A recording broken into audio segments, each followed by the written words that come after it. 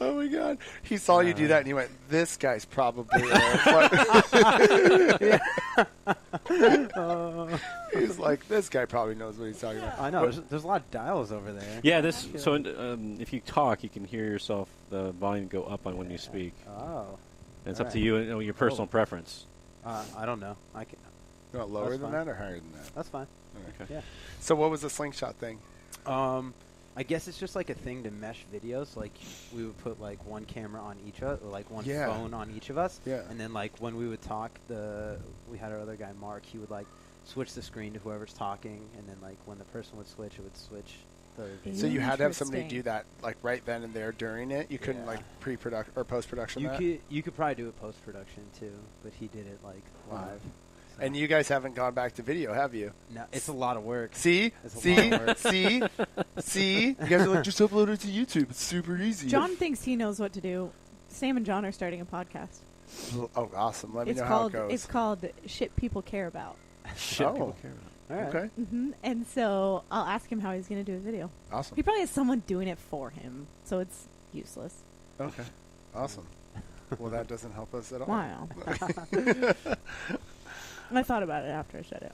Oh, man. Okay, guys, we're here with Jordan. Hey. Jordan Jiunta. Jiunta. How you doing, man? Good. Pronounce your last name for me correctly. Jiunta. Jiunta. Jordan Jiunta. Stud athlete. Thanks, man. Doctor. Yeah. A physical chiropractor, right? Yeah. Heck yeah. You are also the co-owner of a company called Prescript. Correct. And you have a podcast that comes out too.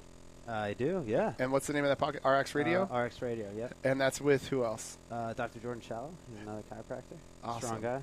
Heck yeah, dude. So, and you have your own chiropractic business, correct? Correct. And that's located where? Santa Clara, California. Cool. And is it still in Sundown CrossFit? Yep, I'm inside the gym, so work with a lot of studs like you. Maybe not like you, but trying to be like you. No one's like him. No, one of a kind for sure. They're way fitter and they're way awesome. Heck yeah. So you've got a lot going on, my man. Yeah, I do. Thanks for taking the time to come down here and talk to us. No problem. It's a pleasure. Heck yeah, man. Yeah. So I've known Jordan for a while, probably like 5 or 6 years, I would imagine, just through CrossFit, right? And so met you through, how did we originally meet? I think it was maybe during the Open or training for I think it was during the Open. I came down here, did a couple workouts, or did a workout with you guys, maybe 2014, was it? Okay, yeah. Around then. Yep. Yeah, and then we started training for regionals every now and then. We'd bounce back and forth. Yeah. Yeah. Cool. Heck yeah, and now, so you've been to regionals 4 times? 3 times? Yeah. Once on a team and 3 times individual. Awesome. Heck yeah. Tell us about those experiences. So what got you into CrossFit? So originally it was a wrestling coach that got me into CrossFit. So that's how I started getting into the whole strength and conditioning thing back in high school. This was like maybe 2008. So that sounds like a long time ago now. Yeah, I say it out loud. Yeah. But it wasn't CrossFit at that time. It was just kind of regular strength and conditioning stuff. And as I graduated high school, I had one of my old wrestling coaches. He opened a CrossFit gym under the influence of actually Chris Spieler. Oh, wow. Yeah, he actually he coached Chris Spieler in wrestling when he was at Lock Haven University. I don't know how much you guys know about him, but and then somehow got influenced along the way to open up a gym. It was split, like, we'll call it like an 80-20 split, 80% wrestling mats, and then there was like a corner. It was like 2 squat racks and like a strip of concrete to do CrossFit. Awesome. And I would go over there, once, twice a week at the time, and just try some of the workouts. And I was at that time not wrestling in college, which I eventually did start wrestling in college a little bit, but it was the closest thing that gave me like sensation to wrestling a match that I felt. Anything outside of it, so I really enjoyed it. I liked the challenge that there was so much stuff that I was so bad at that I had to so many new things to learn how to do it correctly. That just kind of slowly pulled me in, and then that kind of it just kind of evolved over the next couple years. And as I moved out here for chiropractic school, I was short on time. I wanted to get a good workout in. I was trying like the whole Gold's Gym thing, and it just wasn't, I didn't have enough time to do it the way I wanted to do it. So, I mean, kind of long story short, I found Sundown CrossFit and haven't left since. Awesome. That's so cool. Moved in. Yeah, moved in. They don't know that I sleep there, so don't tell them. Just kidding. They know. Yeah, they do. Was it a love at first CrossFit workout, or did it take you? It sounds like it took you a little bit of time to kind of like buy into it. Yeah, it's. I thought it was a great workout at first. Mm-hmm. As maybe you could tell, I'm pretty competitive. I like to compete. That's one of the things that also drew me into it, is that there is a competitive side to it. Yeah. But no, I sucked at it. Yeah. I couldn't jump rope. I couldn't snatch. It was really hard. And I'm like, wow, that kicked my ass. Uh-huh. I kind of like it, but I want to go do something I'm better at. And it was just one of those things that it was just a challenge for me, which I like that about it.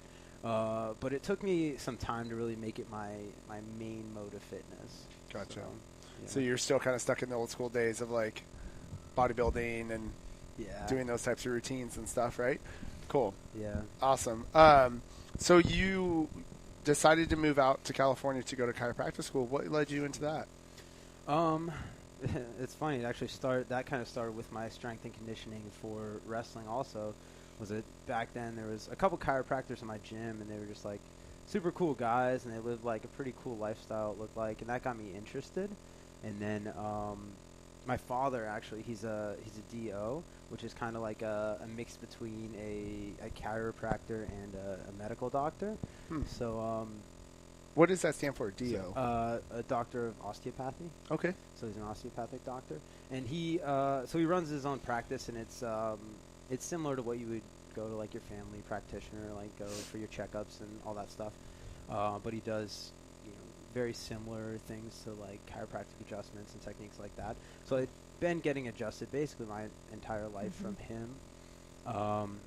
That explains why you move so well. Yeah, right? Joints are loose. Nice and mobile.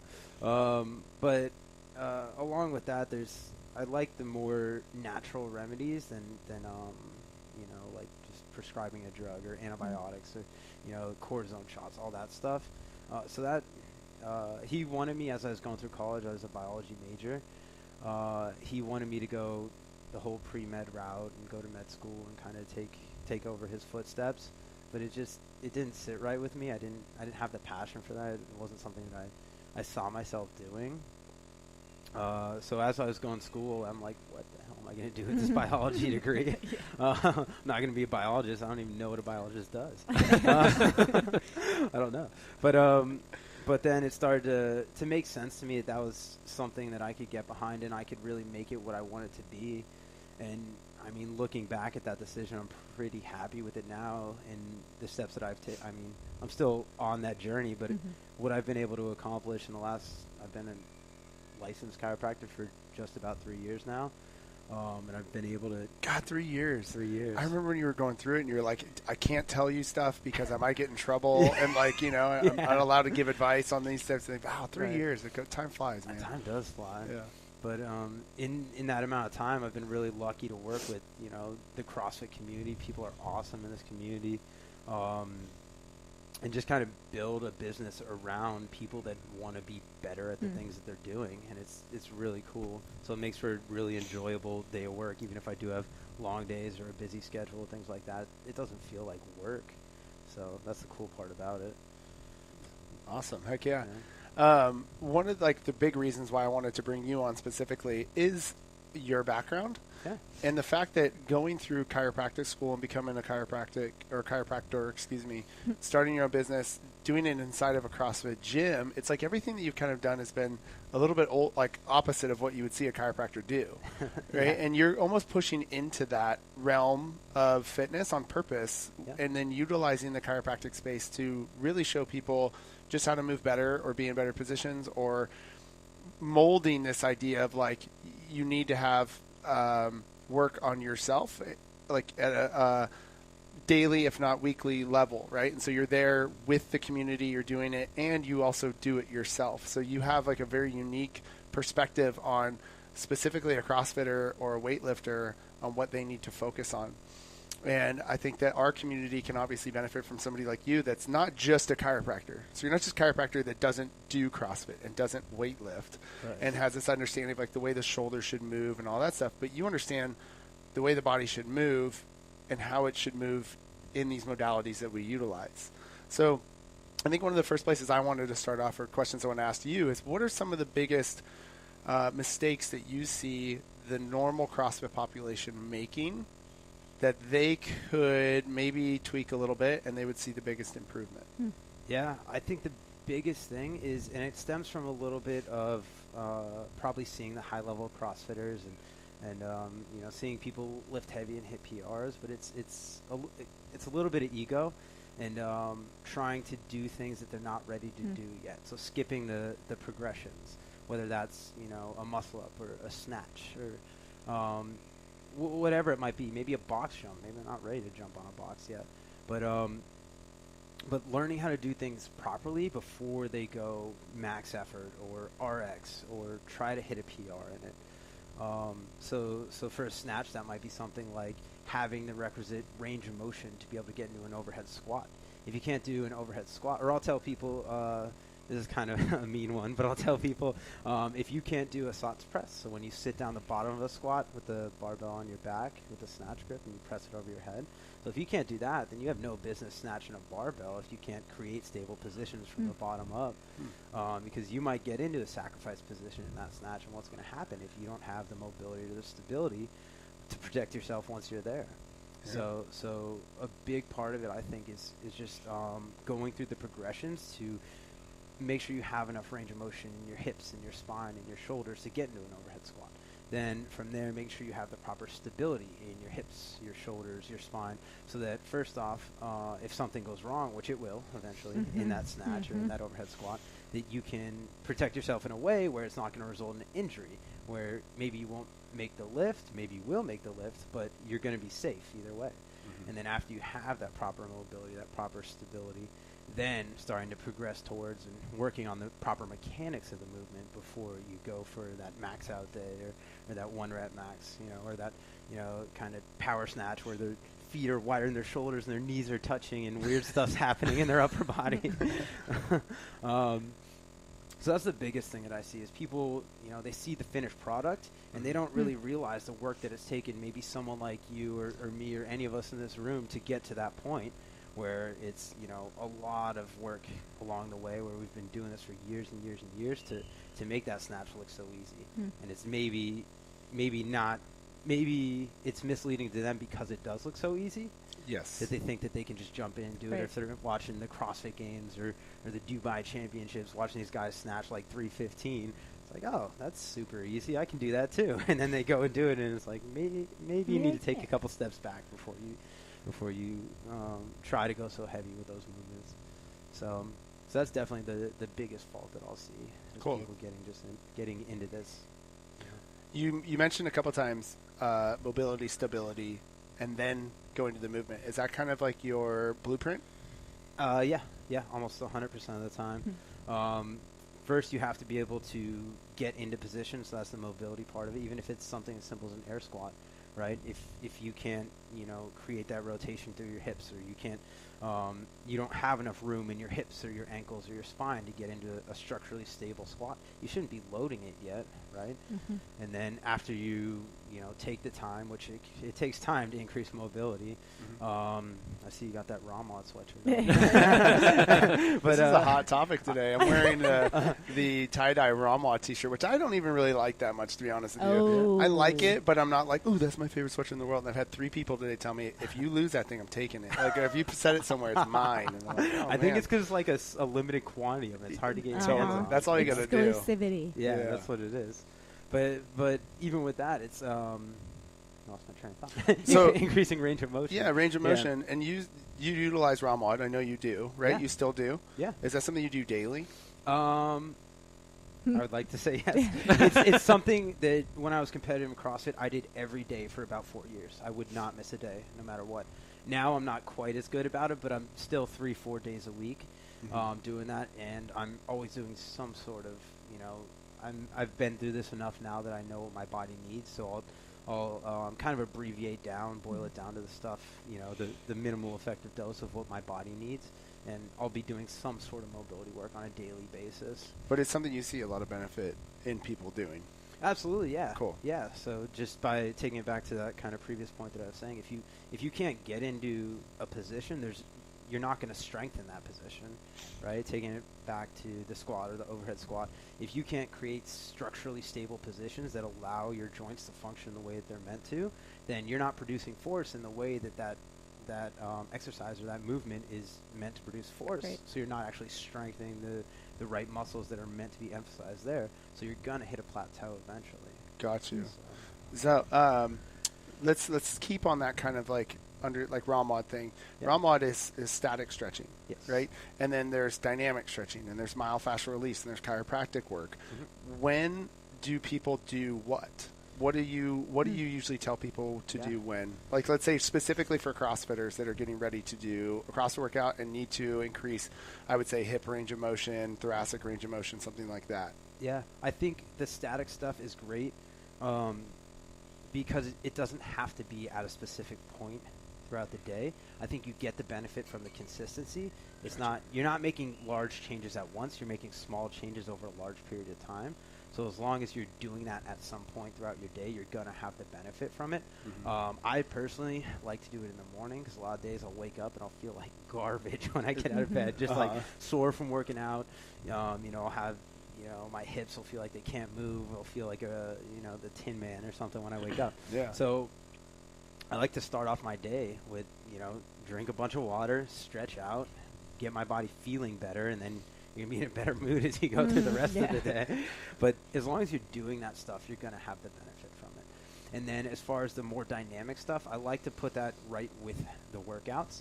So I've been doing this thing lately where I do what most people consider accessory work. So like maybe Y's, T's, and W's for your shoulders, or some band pull-aparts, split squats, things like that. I'll do that before my workout as like a muscle activation kind of thing, because a lot of times at the end it's easy to kind of just sweep it under the carpet, maybe forget about it or not put too much thought into it. Yeah. But I'll do that stuff before I get moving. Maybe not as heavy as I would as a true accessory work. Yeah. But it's something just to prime the body. If I have a heavy squat day, I'll do some like single leg RDLs and some split squats to get my glutes firing. Awesome. If it's a heavy press day, maybe I'll do, like I said, the T's, Y's, W's, or something with the upper body just to activate those muscles. And then I don't have to worry about it later when I'm tired after the workout. Yeah. So will you still do stuff after though, like more accessory stuff, but maybe load it a little bit more, or? Yeah, I typically will. I spend a lot of time dabbling in the details. I think the strength stuff, the conditioning stuff, that's kind of the easy part of CrossFit Right. in Totally. my mind. I Right? would agree. Like you can assault bike, intervals 5 days a week, and you're going to get better endurance, right? If you're just kind of sitting in a pigeon on 45 seconds on one side then the other inconsistently throughout the week, your range of motion is not going to get any better. Right. So I, not to take away from that programming aspect, because that's an art in itself and it has to be done thoughtfully, but I put a lot of thought into the minor details because that's the stuff that in my world, in my mind, it's a lot of it's about what are people lacking. So it's what weak links can I get rid of before it becomes a problem. So that's how I try to think about it. I try and predict what the deficit's going to be, and then get rid of that before it rears its head. It's awesome. Yeah. So with that, like, do you think it's more about consistency over long periods of time, like you said, than it is about like going to a chiropractor once a month to get something adjusted or whatever it may be? Yeah, and I'll even in my own practice, I'll tell people like, look, I don't. It's great for my bank account if you come in, but I don't want you to depend on me, right? My goal is always to teach people how to be self-sufficient.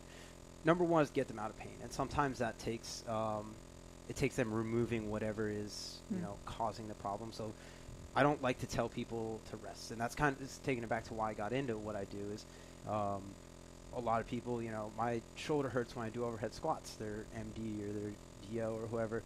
Okay, don't go to CrossFit for the next 8 weeks. Yeah, it's always just don't do that thing. Yeah, that's bull crap. You heard it here first. It's the worst answer. Doctor just said that. Not me or Natalie or Brett in your CrossFit class. A doctor. Yeah, exactly. Yes, if overhead squats hurt your shoulder, maybe you shouldn't be overhead squatting right now. But I don't want you to stop squatting or moving or rowing or these, I don't know, 30 other things that you can be doing in the gym that don't cause pain or don't make this condition any worse.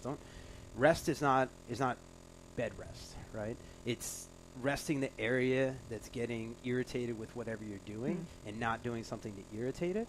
But it's going to be worse for your overall health if you're not moving than, if you are moving, just avoiding overhead squats for a couple of weeks. So my approach to it is I want to teach people about the things, about their injury. A lot of times it just comes with them learning some anatomy, the mechanisms of how they're moving.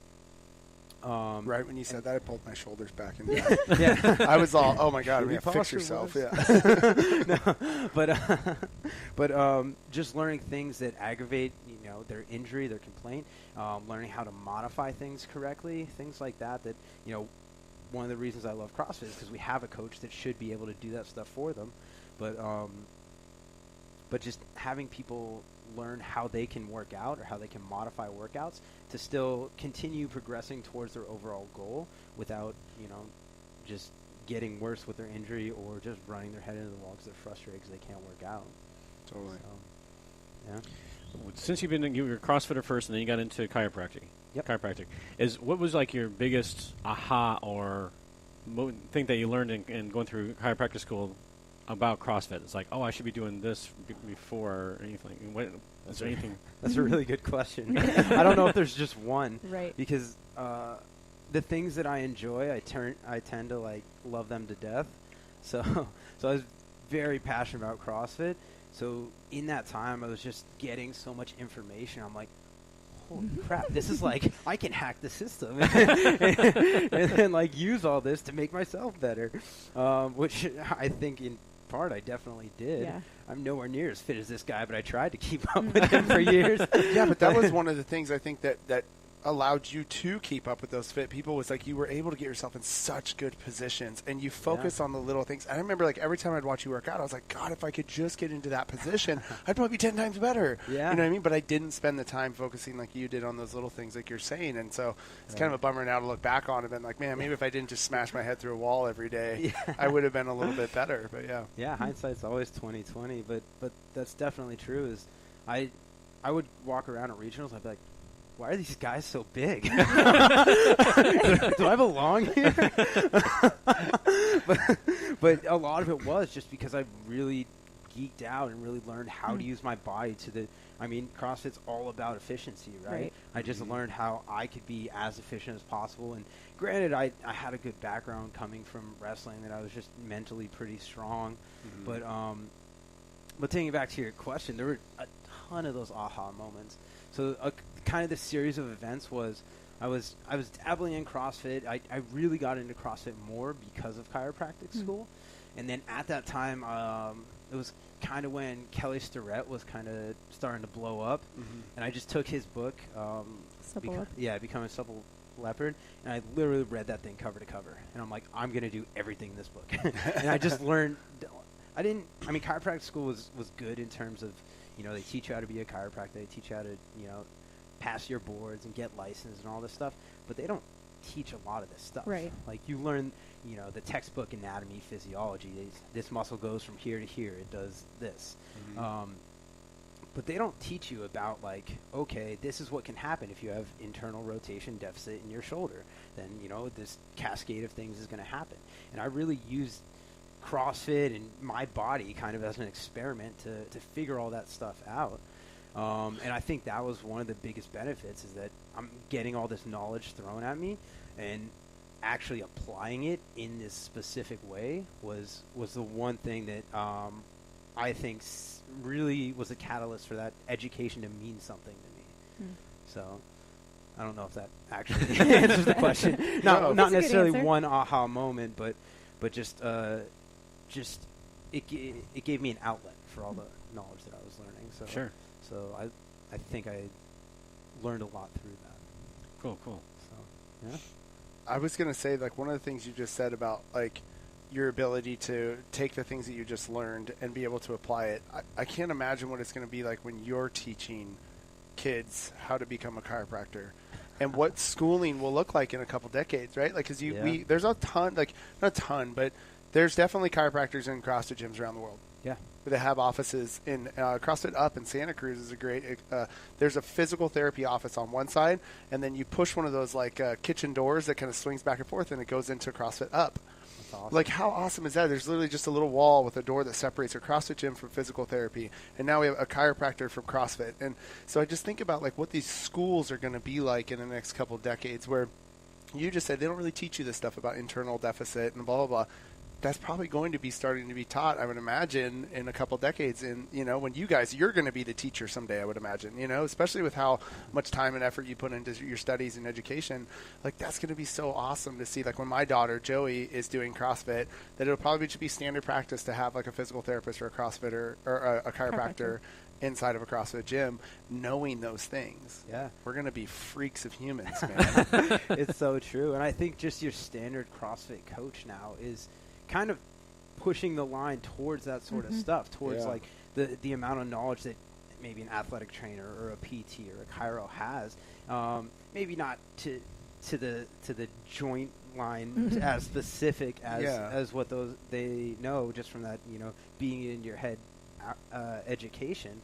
But there's a lot of really good level 1, level 2s, whatever trainers out there that, you know, if they give someone advice and I'm listening, I'm like, yeah, I have nothing to add. You got it. Hit it on the head. Doctor. Yeah, I'll be over here. Yeah. CrossFit coach, good job. Yeah. Awesome. So it's really cool to see that. And yeah, exactly like you said, the education's really, really moving that way. That's one of the reasons that I came all the way out here to go to school, is that Palmer West is known kind of for it's called their sports council. Which is basically just a club that you get to go out like on field and treat like rugby athletes, or, you know, at 5K races or half marathons, or the Sea Otter Classical is a cool one, the mountain bikes. But you get to treat a bunch of athletes and learn through that and get hands-on experience with that. So that was actually one of the reasons I chose Palmer West, is because that's what I wanted to get into, and I guess I've done it. Here I am. Yeah. So, very cool. Yeah. I feel like I'm asking all the questions. So no, I was funny because I was. One. Oh, go ahead. Okay, go ahead. Unless it's on this topic and you want to ask it. No, go for it, because like I have a million and I'll just keep talking about somebody else. So most of your clients, you have a few different facets of what you do, right? You have chiropractic, and then remind me of the name of the other one. Prescript. Prescript. Online injury prevention. Yeah, and then I mean you're a coach yourself. What are most, like, people who come to you? Are most of them CrossFitters? Come to me in which that's what I'm wondering. Guess, yeah. What are people coming to you for? So, are they coming to you because they're injured, or are they coming to you to prevent some of these things? I get a little bit of all of it, to be honest. Because I'm in a CrossFit gym, I do get just my exposure, my physical presence there. A lot of my patients as a chiropractor are CrossFitters. That's how it started out, at least, and then kind of word of mouth starts to travel. Right. And now I have a lot of people with injuries, with past injuries that have prevented them from working out, maybe for years at a time. Right. I had this really cool case. It's a 15-year-old kid who actually had a brain surgery, and he lost a lot of neurological input to one side of his body. And I've been working with him almost 2 years now, and he's like on his baseball team now. He just had tryouts like that's awesome a couple weeks ago. So that's one of the coolest things I've done. Aside from that, I have some, just regular office workers, police officers, firefighters, like people that are just regular in the community, need to use their bodies. Right. I'm really lucky that they trust me enough to kind of come to me and seek treatment and seek my knowledge. But in my office, it's, I'd say 50% CrossFitters, and then just from my kind of online presence and all that stuff, I get a decent amount of powerlifters. My counterpart for pre-script, his name's Jordan also. Yeah. He's big in the powerlifting world, Cool. so I get some trickle down from that. And then some endurance athletes. But it's, I'd say 95+% athletes. Athletes. Cool. Yeah. Awesome. So Very cool. Do you get a lot of clients that come in, like, schedule weekly appointments with you, not just to treat like a problem that they have, but just like almost like a maintenance type of thing? Do you get people like that as well? yeah, I try to space maintenance out further than weekly. A lot of the people that I'll see for true maintenance stuff, again, it's that thing where I want them to know what they have to do to make themselves feel better.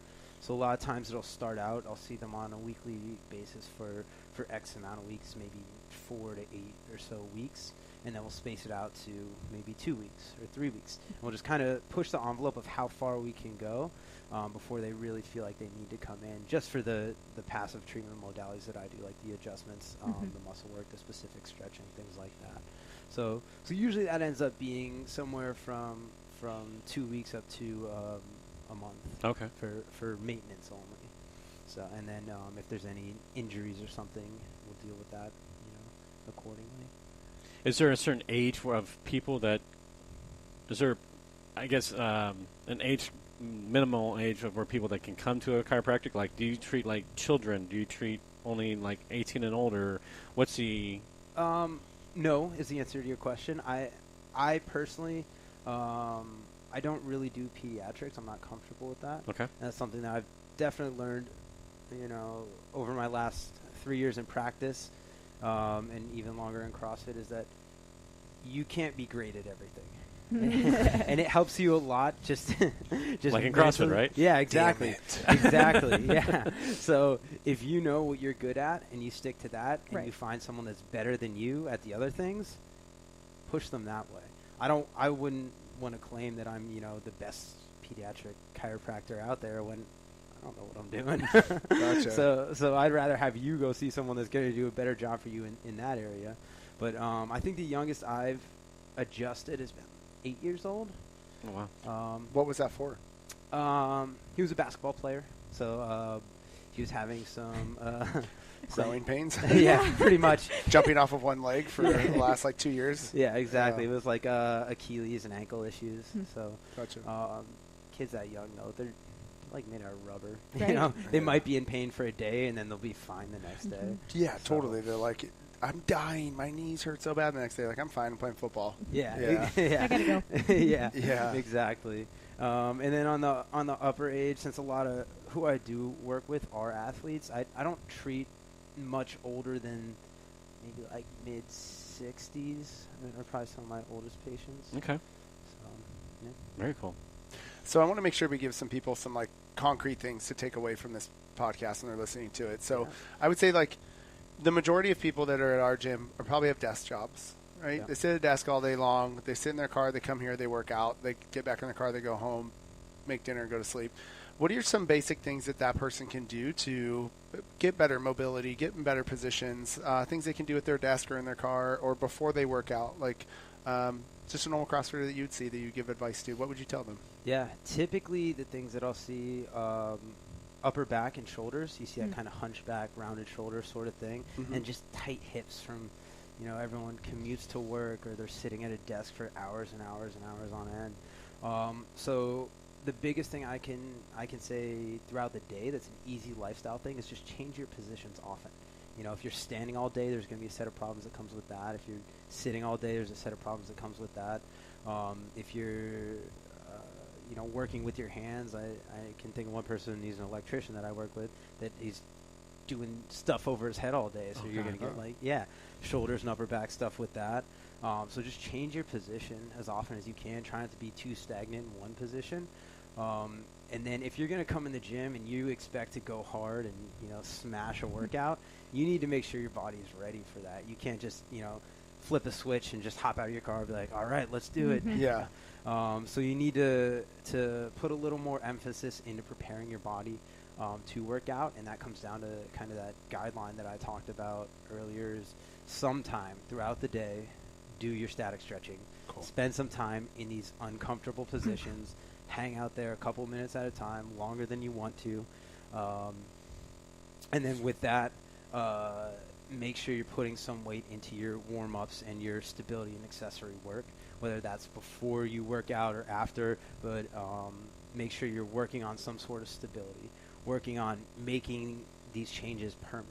So if you increase that range of motion and then you don't do anything with it, it's not going to last, right? If you increase that range of motion and then you work some full range of motion stability, load that to some capacity, then that's going to be there next time you want to use it. So really take some time, get uncomfortable, increase that mobility. Upper back and shoulders is probably number one for the typical CrossFitter. One of my favorite things to do that you can do 2 minutes before class is just sit down on your butt, put a wall ball in between your shoulder blades, and then reach those thumbs back towards the ground. Just reverse that curve in your upper back, open up those shoulders. That's a really easy one. Awesome. And then, yeah. So change your positions as much as you can every day. So stand up, sit down, move left to right, that kind of thing. One of my sister, she got one of those like Veridesks that you pull up and you stand, and then you can put it back down and you can sit down. And that was really good for her because she was like, I don't want to stand all day, but I also don't want to sit all day.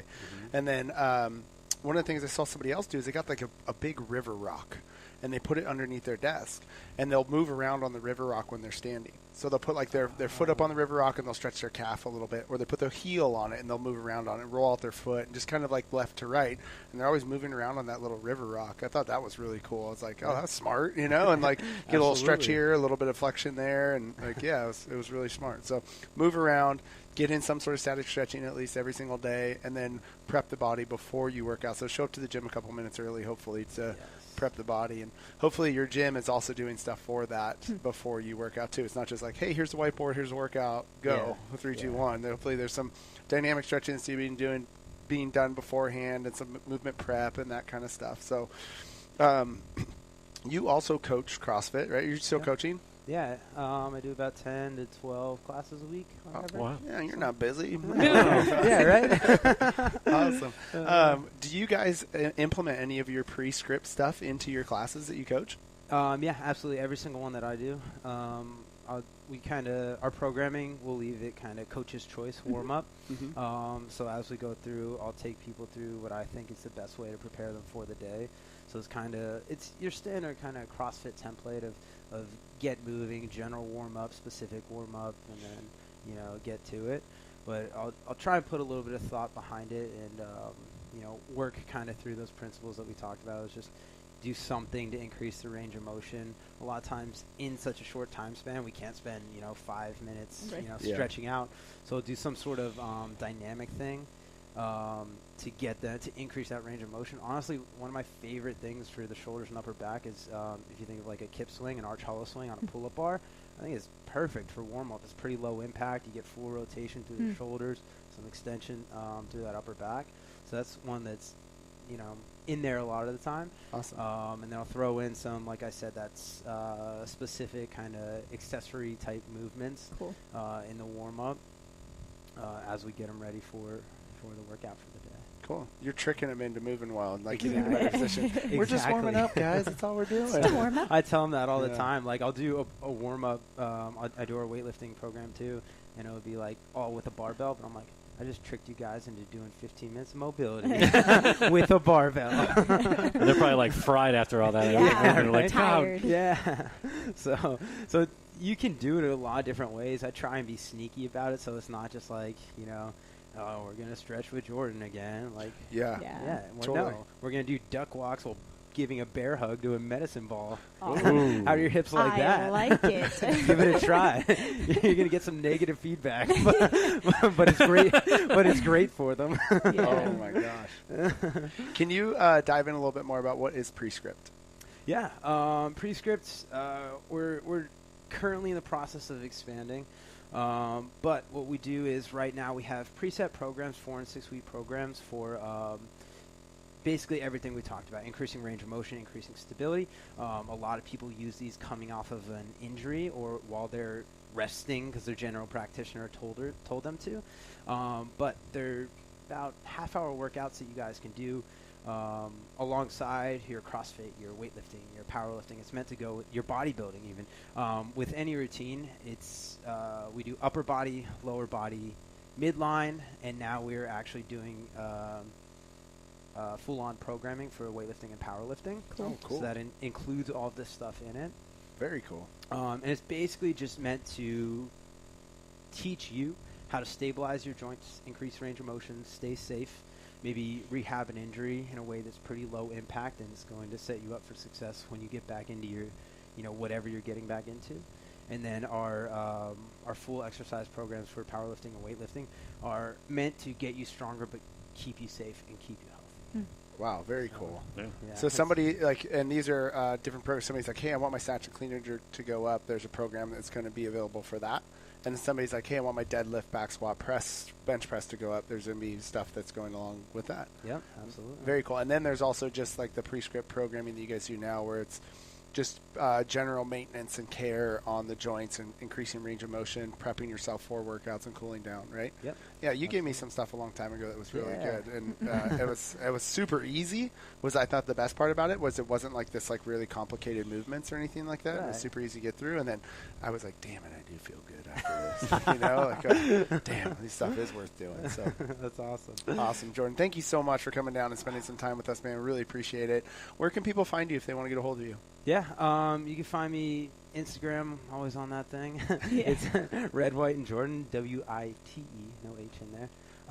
You can check out Prescript at www.pre-script.com. Come down to Sundown CrossFit, lift some weights with me. Amazing community over there We too. got some great people. Yeah, Yeah. that's what sucked me in. I'm still there. So I really appreciate you guys having me down here. It's always a pleasure coming down and talking to you. Of course, man. You also have one other one too, the Functional Oh, yeah, Chiro, right? Yeah, you can check me out on Instagram, the Functional Chiro also. Yeah. That's more my kind of business side, like try this thing for your shoulder pain. Yep. Kind of Instagram. So check that out too. Cool. Very cool, you guys. If you're looking to find anything that we've got going on, please visit us on Instagram at the Coast Range Podcast or at Coast Range Nutrition or at Coast Range CrossFit. Either one of those. We always got fun stuff going up on there. Brett, where can they find you? Nutrition_by_Brett with 2 T's. Okay. Natalie? Nat loves you 22. She does. And you guys can find me at West 2013 or West Pie at 2013 on Instagram. If you guys have any questions or you want to hear something from us, please drop us a line and let us know. Again, thank you so much, Jordan, for coming down. Really appreciate it, man. Thank you. Awesome. Thanks, Jordan. Yeah, thank you.